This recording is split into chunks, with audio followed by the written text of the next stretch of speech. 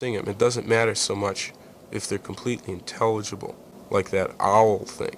See, they're all words I wanted to sing. It's the message is not really too intelligible, but it's okay because it's all around the theme to the singer. So if the words fit psychologically, then he can feel comfortable singing them.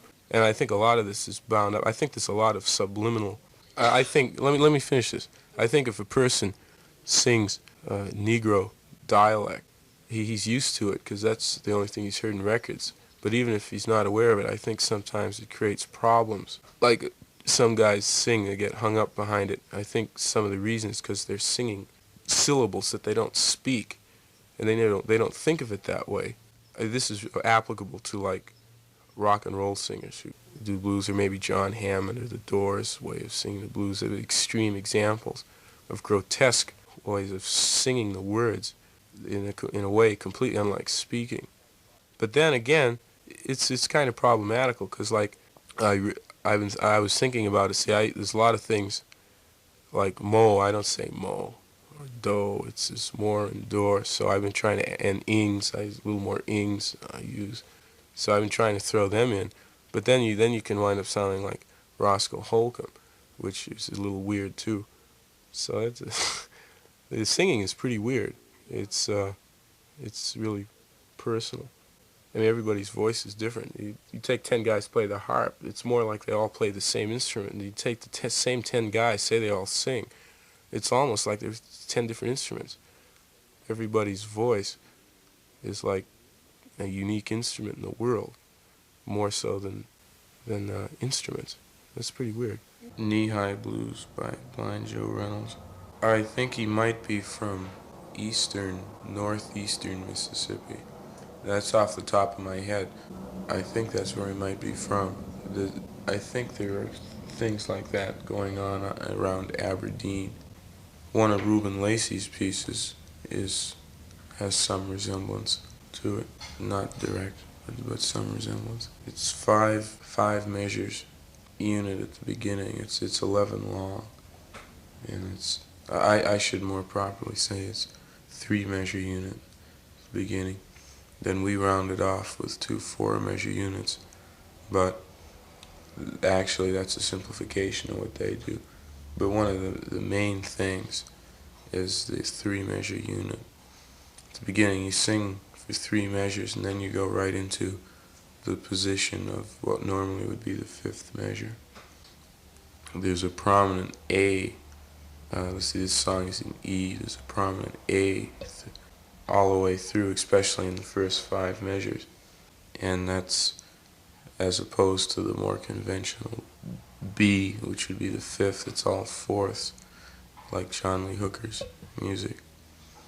We were sitting around listening to the OJL, the Alabama country, I think that's OJL 14. On that particular record, all 3 of Barefoot Bill's pieces are the same, and Ed Bell does one out of his 3 is the same. The other 2 by Ed Bell are different. Barefoot Bill apparently does play at least one other song, but it didn't appear on the OJL record. Now these include, by Barefoot Bill, these include Squabbling Blues, From Now On, and My Crime. By Ed Bell is the redoubtable Mammalish Blues. Ed Bell recorded in, I think, 1927 and 1929, and Barefoot Bill in 1929. What is it? The guitar playing the rhythm guitar is based on that, and the others fill in around it. I don't think he could say that, because the Alabama scene does not include any of the other instruments. I'm still not sure what the words are going to turn out to be on this. But we are going to record it Wednesday night, and it might be the Pony Blues for all I know. I don't know. It would have been nice if we could have kept in the half-beat units and stuff. Actually, what it breaks down to is, in the original, is the A is 3 measures. A, the second A is 4. That's right, 4.5. And the third, and B is, in the original, is A is 3 measures. A, the second A is 4, that's right, 4.5. And the third, and B is 5 measures. But that was a little too much. So we just kept the 3, which is the most variation on the preconceived notion of the 12-bar blues.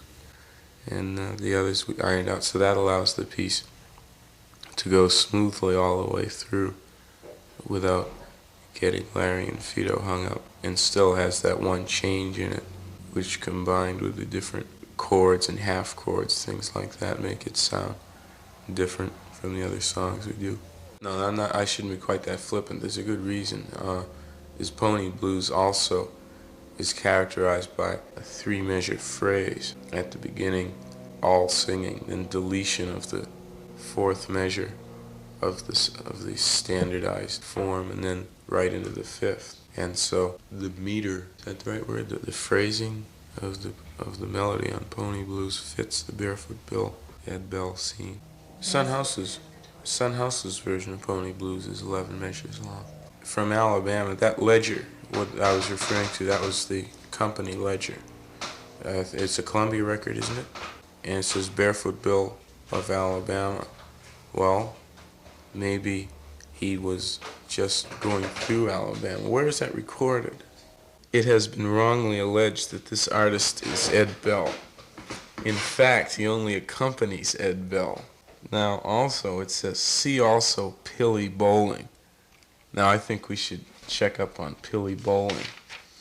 All 3 of these characters are in the B section, so it's very convenient that I seek out Pilly Bowman. B-O-L-L. Vocal duets with Barefoot Bill, accompanied by own guitars. Atlanta, Saturday, April 19th, 1930. Here we have Atlanta, Sunday, April 20th, 1930. The Barefoot Bill recording date. So that's his second recording date is 1930. He appears with Pilly Bowling. Whether that makes it more likely that he also accompanies Ed Bell, I don't know. I would still say no. The singer and the guitar seem to be too well integrated on that stuff, and it's very uneven, some of it, when the singing comes in. I think I could recognize the 2 apart. Baker.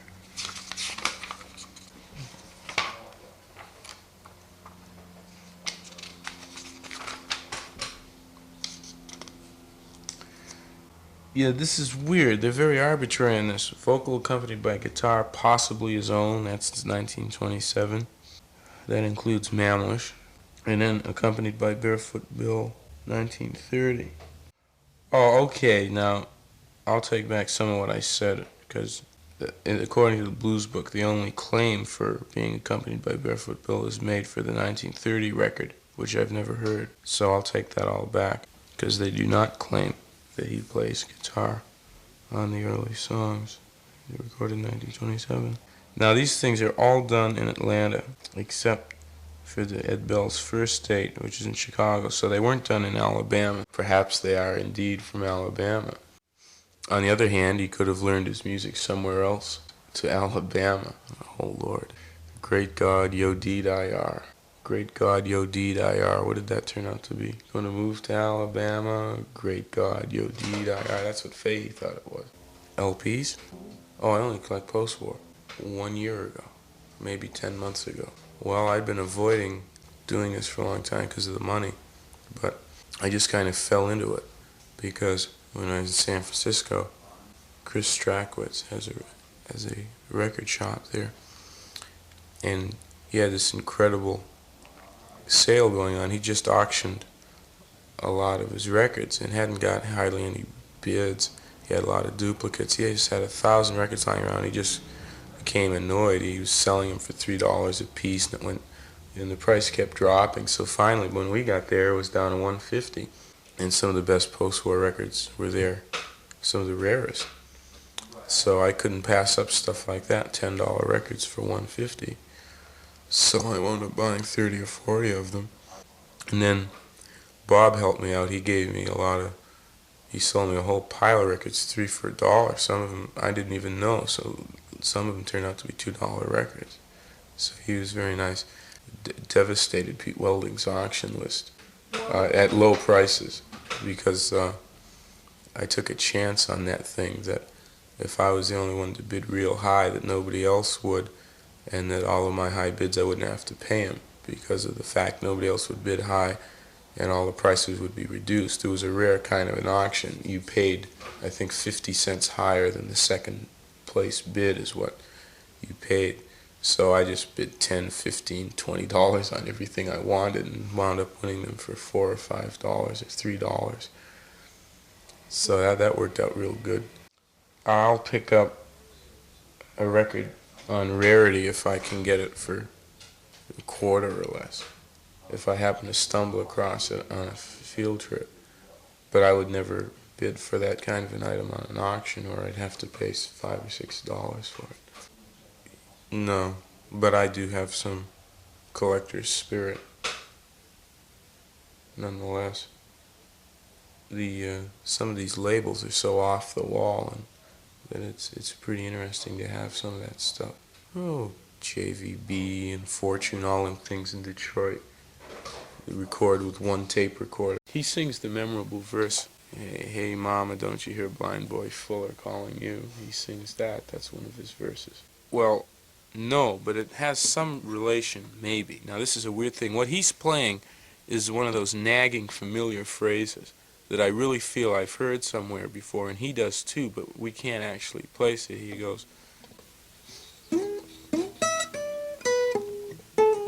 I'm in the wrong tuning to do this. It's like I'm going, and he goes,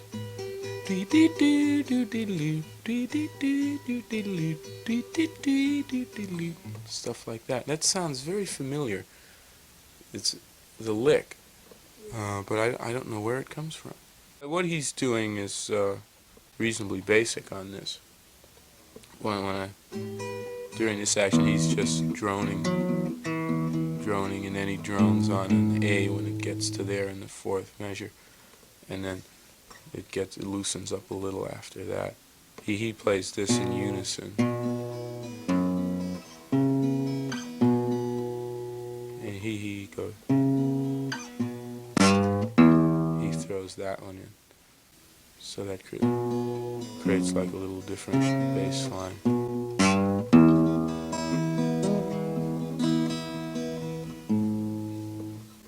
In the back of record stores, things like that. As we gather in memory of Alan Christie Wilson, we recognize that we have known him at various stages of his life pilgrimage. We've glimpsed different aspects of his personality. The fullness of his being is known only to the Creator.